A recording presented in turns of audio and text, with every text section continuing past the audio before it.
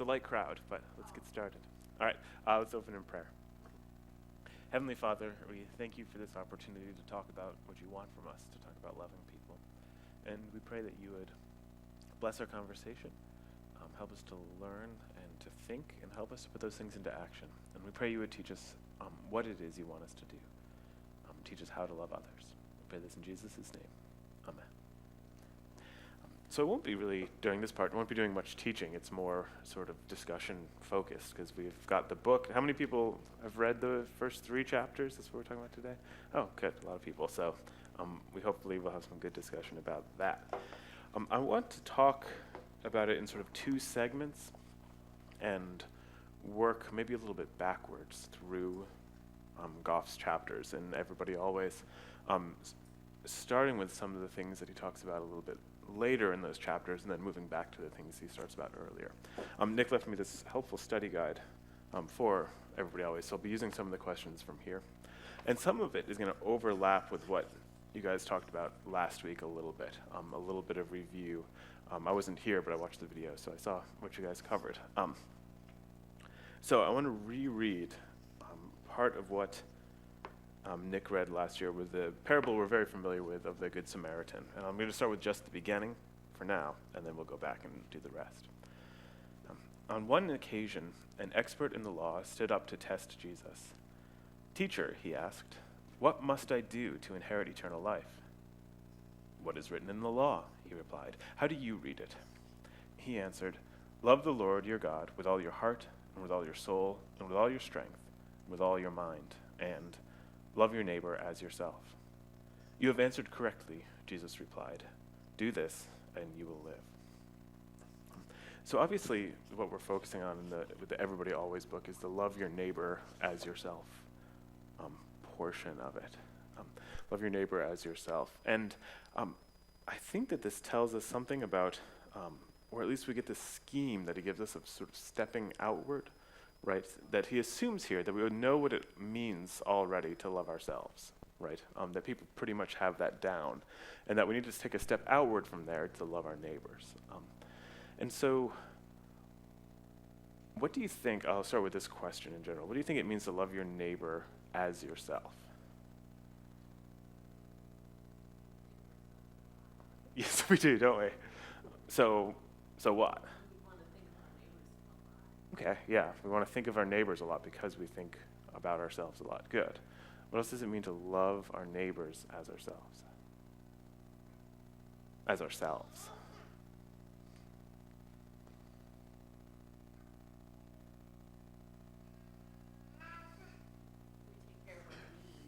Okay. Mm-hmm. Right, and we take care of those needs naturally and instinctively, right? We don't have to be like, I'm hungry. Should I eat? What should I do about this, right? We just immediately are like, I've got a need, and I fill that need, right? I want to, immediately want to, and I do it. And Jesus is telling us that we need to apply this outward, that when we see needs in our neighbors, we should fill them with a sort of equal rapidity and equal desire. Good, what else does it mean to love our neighbors as ourselves? Mm-hmm.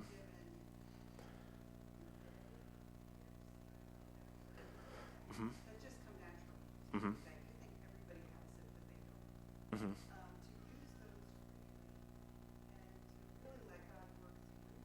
Mm-hmm. Okay.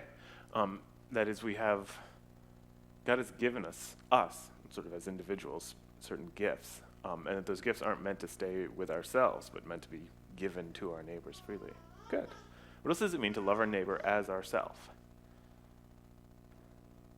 Right, because this is added on there for a reason, right? The as ourselves. He doesn't just say love your neighbors. He says love your neighbors as yourselves. What does that mean? I'm not fishing for anything in particular here, by the way. I just want us to think about what does it mean to love your neighbor as yourself.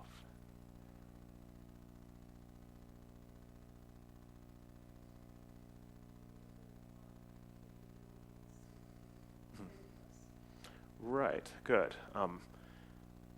Because we wouldn't, at least in most cases, harbor ill will against ourselves, right? We forgive ourselves usually pretty easily, right? Sometimes we struggle with that, right? But usually we excuse ourselves pretty well. Well, yeah, maybe that was bad for me to do, but I had a lot of extenuating circumstances, right?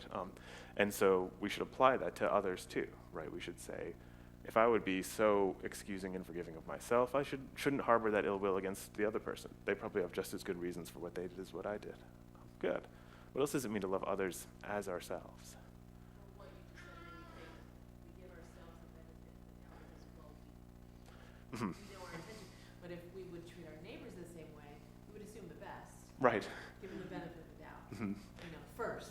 Right, yes, first we assume the best, give them the benefit of the doubt. And I think one thing you guys did last week, it was the whole getting to know your neighbor next to it. And you can start by assuming, and then you can find out, right? Because they surely do have good reasons for what they did, and you can talk to them and get to know them and find out why they're doing what they do, right? Get inside their heads by knowing them, right? And that's part of what it means to love your neighbor, is to know them. What else does it mean to love your neighbor as yourself?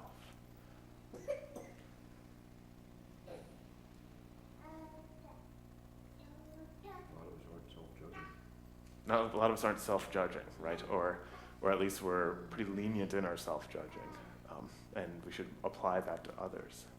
Right, all the things that we apply to ourselves, all the benefit of the doubts and all the sort of grace we give ourselves, we ought to give others. One of my thoughts about this is that we shouldn't show preference to ourselves, right? That is, in a petty example, if there's the one slice of pizza left or the one cup of coffee left, we shouldn't assume that we're the one who gets it, right? The fact that we love our neighbor on an equal level with ourselves means that we're equally desirous for our neighbor to have that good thing as we do. Right? There's a sort of equality built into that verse, right? That we don't put ourselves above others, right? We're supposed to love them in an equal way with ourselves. What else does it mean, do you think? We're geared to be self-sufficient and not want to need help. Mhm. Sometimes letting your neighbor help you allows them to come into your life a little bit. Right. It can't be all one-sided where you're saying, well, I got to go across the street and get into your life. You got to let them into yours as well on your side of the street. Mm-hmm. Right. There's this sort of pride, a sort of unloving pride that keeps yourself separate from your neighbor, not because you're unwilling to help them, but because you're unwilling to let them help you, right? And that's not actually loving to them, right? It's denying them the ability to use their gifts that God has given them, and it's denying you the ability to receive those from them. So yeah, that's a good point. Anything else about what it means to love others as we love ourselves? Or love our neighbor as we love ourselves?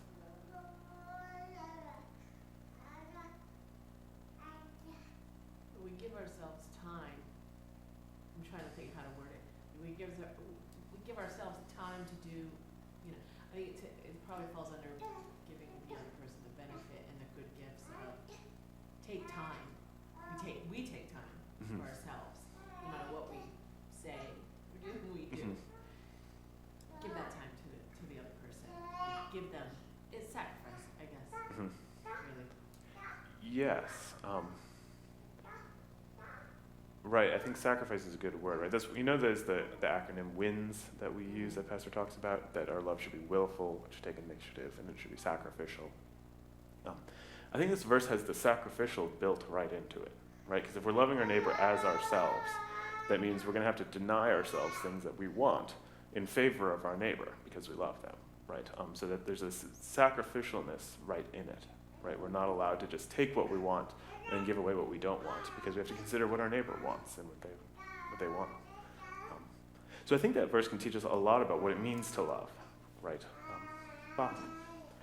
Sorry, Bill. I think one of the things we have to do is look to identify things that other people need instead of just blowing past it. It's sometimes hard to understand if somebody needs something fixed or they're just talking about it. Right. So it's to me, that's kind of a discerning spirit as to whether or not you figure out whether they have a real need and then try to go help them with that need or do something for the need, as compared to just, I'll pray for you. Yeah, sometimes the need is just that you listen to them, right? But sometimes the need is that you come over to my house and put air in your tires, right? Like there's a big variety of needs that we can have. And the verse here tells us that we should, maybe one way of rephrasing it is Jesus' other command, right? Do unto others as you'd have them do to you, right? That's sort of a restatement of this, right? That loving your neighbor as yourself. And so we can put ourselves into their shoes, right? And try to say, what would I want here, right? What would I want to be done to me? What actually is the need that I'm feeling? And then we can say, all right, how do I fill that? Right? And this is just a really useful gauge on how to love people, right? Is if I were them, what would I want me to do to me, right? Do to me or do for me, right? And we can get caught up in sort of like details about, should I do this or should I do that? But really it's a sort of simple putting yourself in the other person's shoes. I guess just to follow to that is that you just can't always assume that what you want is what the person wants. Right. Because there are a lot of people who think they know what you need, and Mm-hmm. they help you with that. Right. And you really didn't need that help. Right. Right. So you can't just jump in and say, yeah, that's what you gotta do, and, just move forward, so. Right. We need to take into account that our neighbor isn't the same as us. And that the thing that we would want, if it's a particular thing due to our personality or our situation, isn't necessarily the thing the other person wants, right? We have to consider that. I don't know the artist, but there's a song that I hear all the time on the radio, Dream Small. And the whole point of the song is, we think we have to do these grandiose things. Right. And it's the tiny day-to-day things that really have an impact. Mm-hmm. So dream small.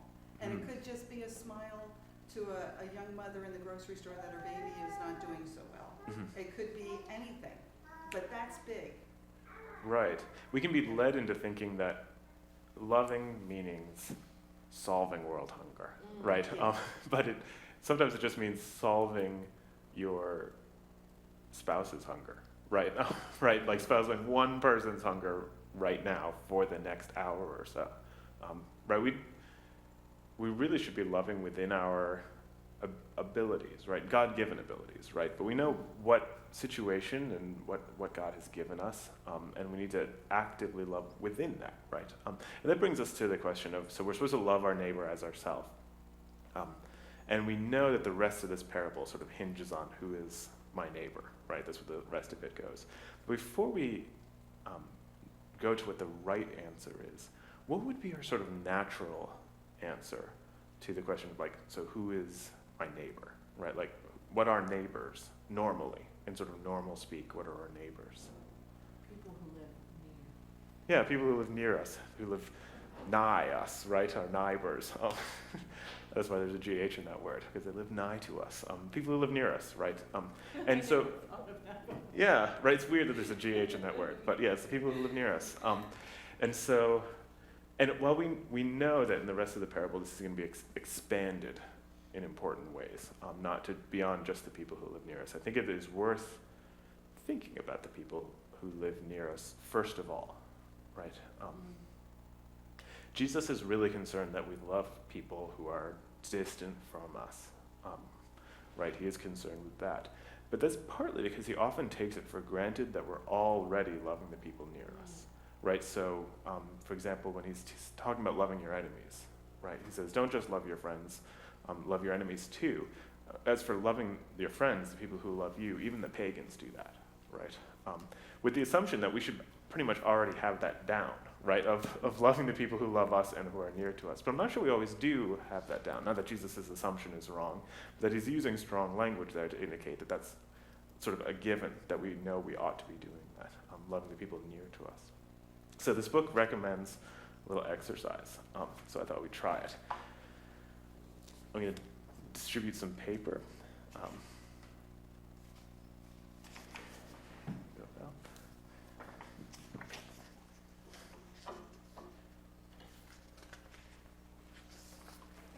you go.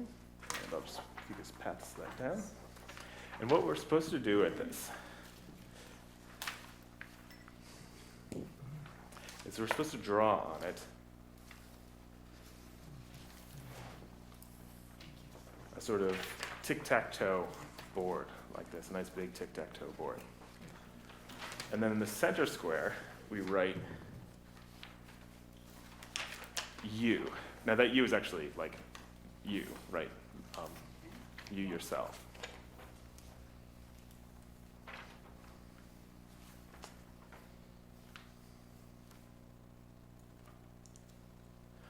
Is everybody about there? The U in the middle of the tic-tac-toe board? Okay. And so what this is this is a map. Hey, Jack. This is a map of your neighborhood. And the game here is to try to fill in the actual names of the neighbors who live around you.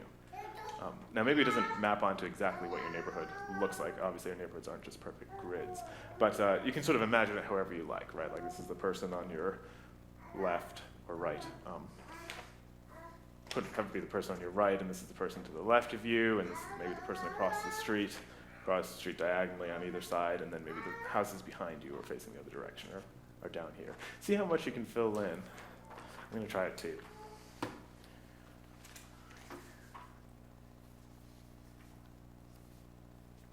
And we're supposed to use their actual name, not just like the guy who wears the hat.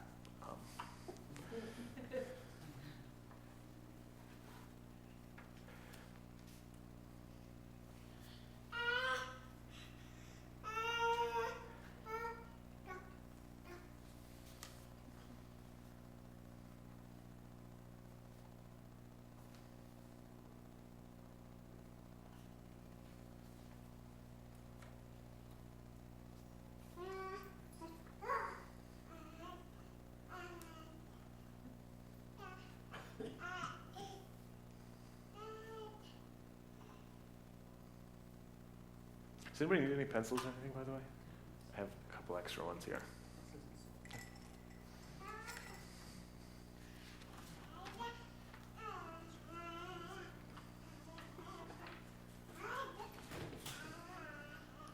People about done?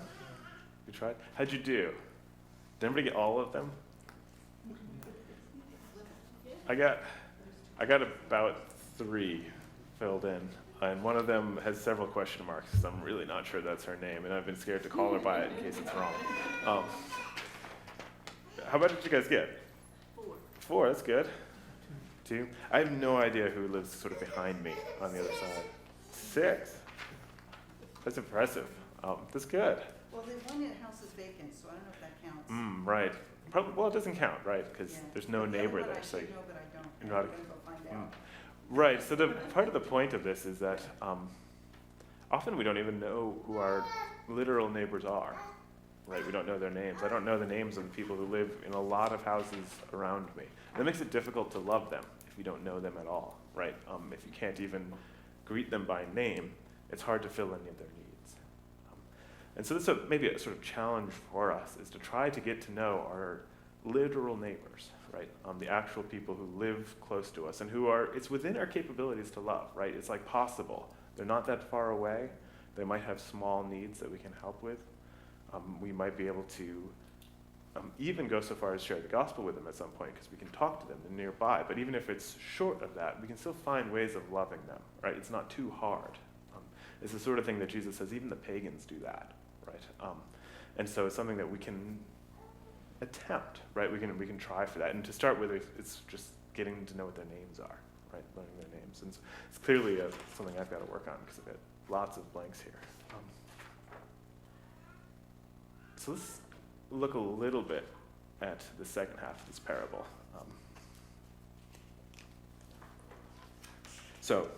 You've answered correctly, Jesus replied. Do this and you will live. But the man wants to justify himself. So he asked Jesus, and who is my neighbor? In reply, Jesus said, a man was going down from Jerusalem to Jericho when he was attacked by robbers. They stripped him of his clothes, beat him, and he went away, leaving him half dead. A priest happened to be going down the same road, and when he saw the man, he passed by on the other side. So too a Levite, when he came to the place and saw him, passed by on the other side. But a Samaritan, as he traveled, came where this man was. When he saw him, he took pity on him. He went to him and bandaged his wounds, pouring on oil and wine. Then he put the man on his own donkey, brought him to an inn, and took care of him.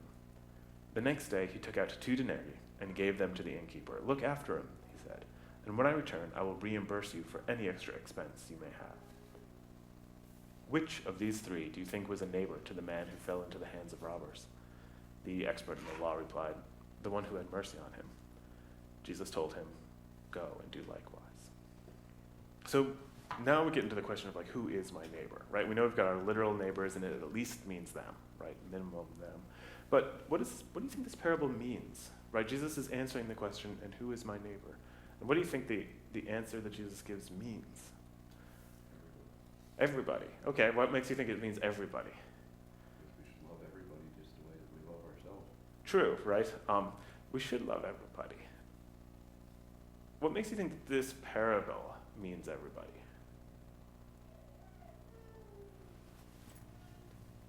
Well, it means people we don't know even. Okay, yeah, it means people we don't even know, right? The Samaritan wasn't friends with this guy, right? Wasn't his literal neighbor, didn't live next door, didn't know him at all, right? So it at least means it applies to people we don't know. What else does this parable tell us about who our neighbor is? The sick. That's interesting. And I think it's true, right? And it's something I think we'll come back to. We'll come back to that because it's an important point. Anyone you cross paths with, Anyone you cross paths with. Good. either way of crossing. Not Yes. just, you know, you can say, well, in my path, but Mhm. the path. Good, right? It's someone that, or anyone that we cross paths with. Why did Jesus could have just said everyone, right? That would have been a nice, clear, simple answer to the teacher of the law. When he says, "Who is my neighbor?" Jesus answered, "Everyone." Instead, he tells this somewhat long story about it. Why do you think he gives this whole story?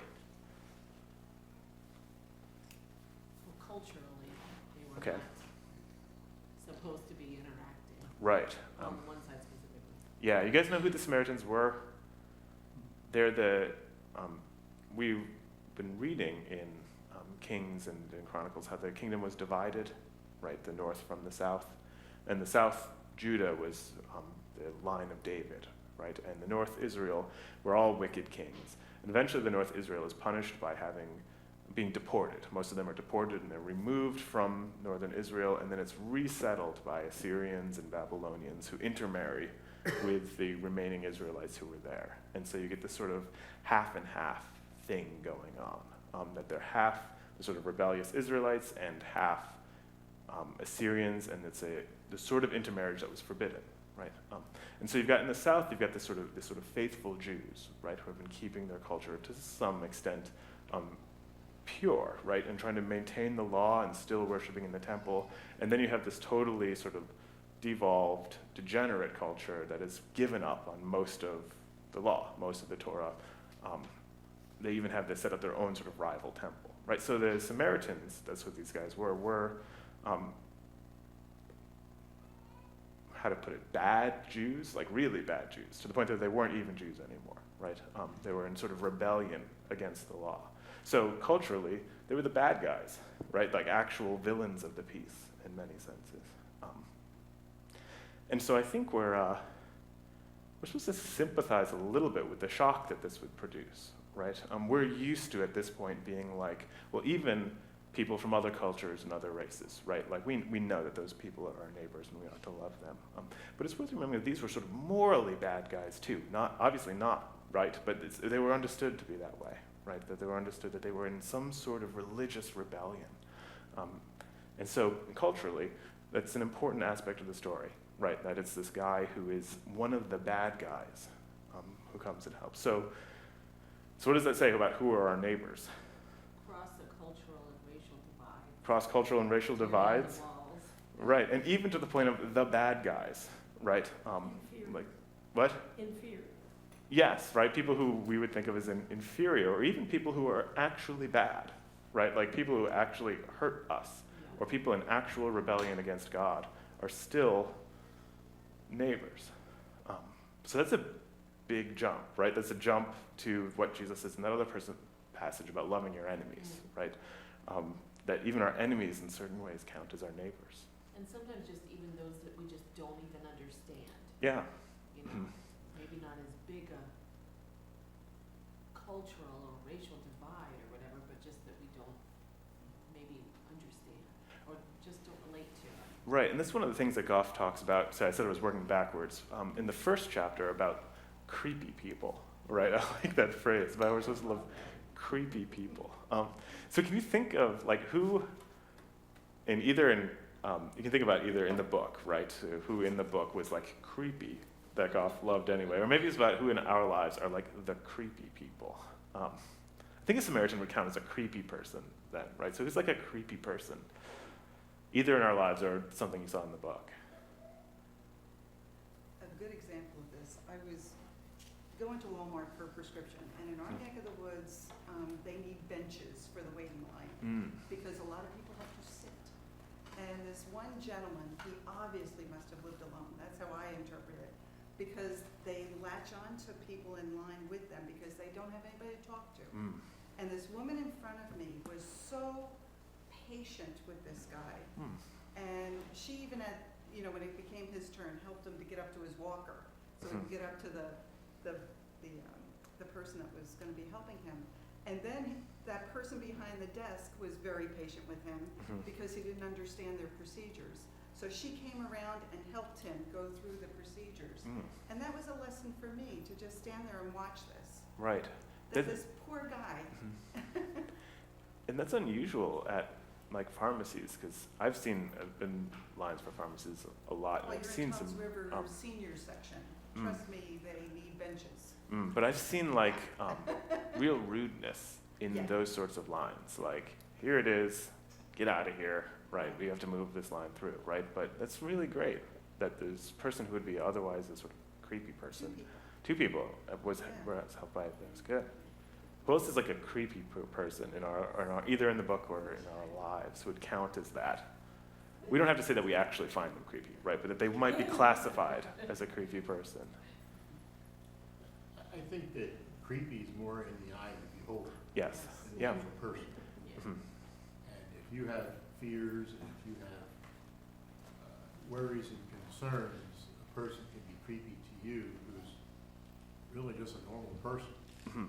but it's not your cup of tea. Yeah. And so the creepiness is something that I think you first got to get rid of yourself. Right. Right. Yeah, a good example of that for me maybe is sometimes exchange students at my school that I teach can be sort of like a creepy person in class, right? Not necessarily that they don't creep me out, right? But they're a little weird and they take a lot of extra energy to deal with because there's language barriers and they don't understand what I'm trying to teach them. And it's way easier just to teach the normal English speaking kids. I can teach them faster and it's easier and we have fun and it's not so much work and effort, right? But like Pastor says, that's a problem with me, right? It's as much a problem that I don't speak Chinese as it is a problem that they don't speak English, right? They're not actually creepy in any way, right? To them, I'm the creepy person, right? And so it's not always in them, right? It's often in us. Well, there are hostile people out there too. There are. And they can be a little creepy. I mean, when Yes. I worked in the school, there were a few parents that were eventually banned from coming into the school because Wow. they were stalking some of the female teachers and they were threatening people, and so they're a little creepy. Yes, we have So you're genuinely, That's an good, actual creepy excellent. person. Right. They're genuinely dangerous Beware people, of right? others. And I think that's a great point, is that we still have to love them, right? And a great way to start is by praying for them, right? In fact, it's one of the best things we can do for anybody is to pray for them. But if we don't know how otherwise to safely love somebody, we can pray for them, right? And the Bible specifically says, pray for those who persecute you, right? That's its advice. When somebody is actively harming you, the best way to love them is to pray for them. Are there any other sort of classes of so-called creepy people that we have to Never deal with? judge a book by its cover, Mm-hmm. because we used to have a bait and tackle store, and a gentleman came in, and he was a motorcycle person, Mm-hmm. and he had tattoos and the leather jacket, but he was the kindest, Mm-hmm. most sincere man Mm-hmm. that would come in, and Right. never ever judge a book by its cover until you engage in a conversation. they're really nice people. Yeah. So often, the sort of challenge of loving a so-called creepy person turns out not to be a challenge at all, right? You just talk to the person who looks weird, and then it turns out that like they're the one loving you, actually, Yeah. right? That they're not creepy in any sense, right? That they're really warm and loving. Yeah, good. What about people who are genuinely difficult, right? Somewhere between hostile and like dangerous on the one hand, and just sort of this sort of warm-hearted, loving person who looks a little weird. What about that in-between area? And we don't have to give like person examples, be like, oh yeah, my wife is real difficult to deal with, right? But maybe people who are distant from us in some way that we find difficulty dealing with. Are there types of people like that? Can you think of an example? In-laws sometimes. What was that? Sometimes in-laws can be Mm-hmm. a little bit difficult to love. Right, they can be people that we're forced to be neighbors with, right? We're sort of forced into contact with. I've been fortunate there, but not everybody is, right? And so that can be hard. What else? What else is in that sort of middle ground between being genuinely dangerously creepy and just nice but creepy looking, maybe? The eyes are the window to your soul. Mm-hmm. So when you look at someone and actually look at them, you sense that sometimes your sixth sense comes in that, they're not trustworthy or just don't want to be around that person. There's just something there. Yeah. So what do you do? Oh, I think I have an example, and it's nobody that I actually do know, but it's Right. someone that I've been near. There's one guy who was homeless, who is, I guess, still homeless, and he would come into the coffee place that I go to all the time. He would always be there. I guess he would just get that one cup of coffee. I don't know what else he even had, but I would always have the babies with me, and I would go in there. And of course, if you want to meet someone, rent a 3-year-old, or at least our 3-year-old, because they meet everyone real quick. And he would start talking to me, and then this one day he started asking me too many questions. Just the one day, and he's like, "Where do you live?" and kind of thing, and not hostile, but just sort of, I'm just gonna take a step back, and in my safe zone, I have the children with me, kind of thing. And it was that sort of thing. I was very friendly, but it's like I had to have a safe boundary, like more so that I'd then put up, and just not engage as much. Right. In a loving way. Yes. How do you balance that? Well, because I only knew my heart. Right. And I know in my heart, I'm just like, I feel a little safety situation, it's just not great, but I knew he wasn't hostile. It's just sort of like I needed a little bit of a safe boundary. And I can only say that I knew my heart was in the right place. That's all you can really. Yeah, right? that's Like you try to act on that right godly attitude. right. Yeah, we have to sort of balance having a prudent and wise protection of people we love, while also not being afraid, right? Not being fearful and loving even our enemies, right? And especially people who, like this guy wasn't hostile, No, right? not hostile at all. Right. So there's It's got no. too familiar to, like, I probably was a little more careful because I had the kids. Right, Like right. I just maybe automatically a little more. Yeah, you were charged with protecting reserved, these yeah. people, right? But it was only when I just had to take a step back. He just kept he took too many steps towards me. And sometimes that's You just know. people Yeah. not knowing what normal social boundaries And are, he doesn't. right? And those are people we have to love, right? Right. That's difficult. Does this creepy people category allow for people who are close to us, who we've had enough time to build up resentments for, and temptations for, like, to remember, like, what they said or did that last Thanksgiving, just stuff like that, like, I think often those are the people that we're tempted to not love well, right? Or is the creepy people example mostly about I think that's a good strangers? example. I think it's a good example too. I think for Goff, it's mostly people who are distant from us. That's that category. But I think often you're right that the people who are difficult to love are people who are not so distant from us, Right. but who have either distanced themselves from us emotionally in some way, or who we'd like to be more distant from us, right? And that can be a really difficult category, often where the biggest challenges come. When the stakes get hot, when people are closer to you, the stakes get higher. Right. And You have to prepare for that, like, Mhm. there are people, like, I have people in my mind that I know I have to, like, get myself geared up to love them well.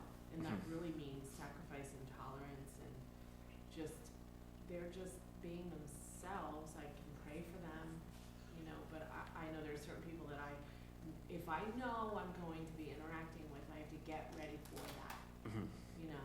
And some of what she's saying and some of just, maybe odd or whatever. Because you want to love them well. Yes. And sometimes you want to say, like, maybe that sounds tiring or something. Mhm. Like, truly, I just don't feel like it. Mhm. But then you got to gear up. Right. Yes. Yes. So I have a maybe idiosyncratic interpretation of the parable we just read of the Good Samaritan. So take this with a grain of salt a little bit, because I know it's a little weird. I don't think that Jesus' answer is simply everyone, right? I don't think that's exactly what he's aiming at. In that particular one, right? Now, I think it does boil down to everyone at a certain point, right? I think Jesus is turning the question around in a certain way on the teacher of the law, right? Because the teacher of the law is asking, where is the boundary, right? Like, to what extent must I love, right? Who counts as my neighbor and who doesn't? And Jesus tells this story. And then the way he asks at the end, which of these three do you think was a neighbor to the man who fell into the hands of robbers? So I think that implies, first of all, that the priest and the Levite who went by were not being a neighbor to the man, right? That they were not a neighbor to the man. So I don't think the answer here is just everyone is your neighbor. But Jesus has switched it, right, from who counts as my neighbor so that I have to love them to what does it mean to be a neighbor to someone else, rather than who's my neighbor, but who are you a neighbor to? Right. And so the answer does come around to be everyone again in a certain way, but it's no longer like who's in the circle, right? Who's in the circle, and is the circle big or small? It's that you are the circle maker, right? You're the one who's going out and being a neighbor to them. And in this case, the Samaritan went to his mortal enemy to be a neighbor to him, and go thou and do likewise, right? So it's not just everyone's your neighbor, so you have to love them, but you should deliberately go to people who are your worst enemies and make a neighbor of them, right? Or make a neighbor of yourself to them. Make yourself their neighbor purposefully, right? And so that's partly the W and the IN and the WINS acronym, right? That is both willfully and taking initiative is what the Samaritan does here, right? He purposely goes and finds this person. So in some ways, I think it's even stronger than everybody, right? It's not just everybody you run into, but deliberately go and make yourself a neighbor to these people. Step out of your comfort zone entirely. Right.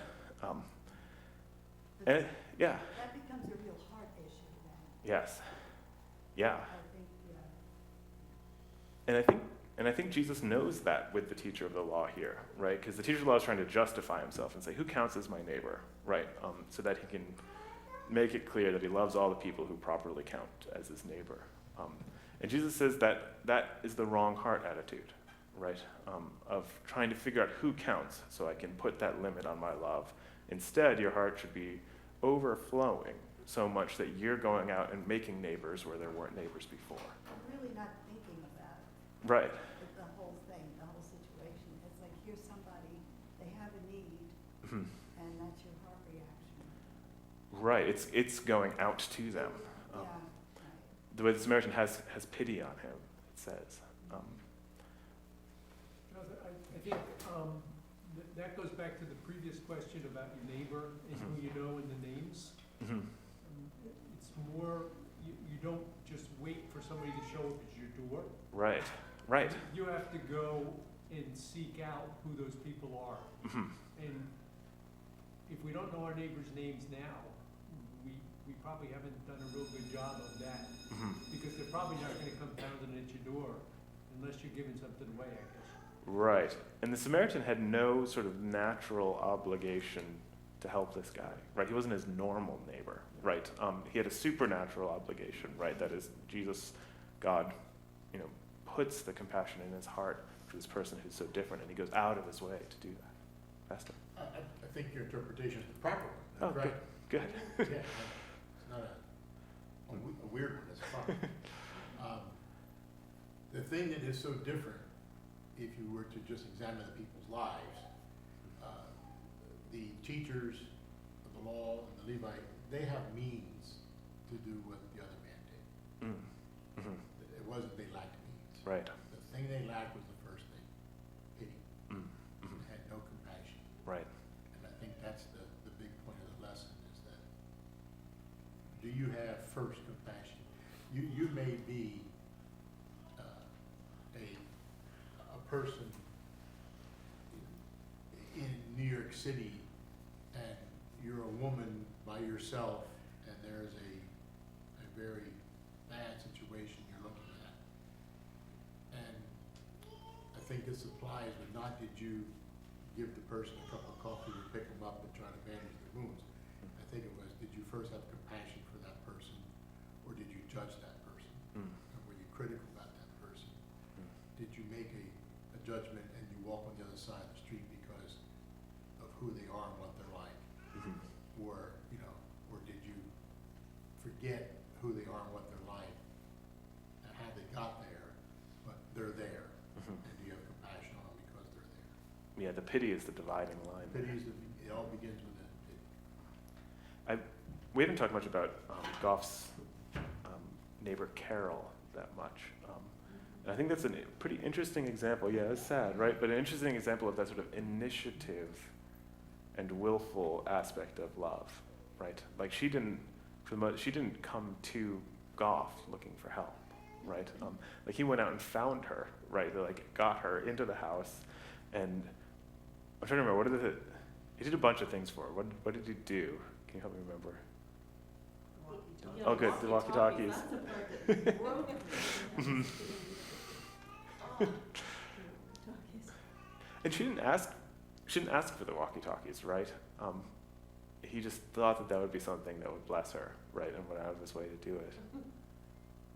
There's the parade, that's right. Parade, which still happens. Apparently still happens, yeah, right? And that it seems like he started this parade for his neighbors, right? This neighborhood parade, right? Something he deliberately did in order to know his neighbors and to love them, right? He wasn't even just like responding to a need that he saw, right? He went out like looking for ways to show love to his neighbors. And then when Carol was sick, they had the parade come right up to the window, and it's very cute. So sweet. Mm-hmm. And of course, he did address real needs too, right? Like when he takes Carol to her chemo treatments, right, and sits there with her all through it, right? So there's sort of a mix there of like there are needs that he's filling, and then there are other ways which he just wants to bless sort of indiscriminately. And I thought there's a good example of that sort of willful initiative bit of it, right? That he's deliberately trying to find ways to love people.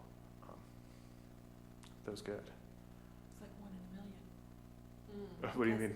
It's like one in a million, because everybody in this room, would they go to that extreme? Mm-hmm.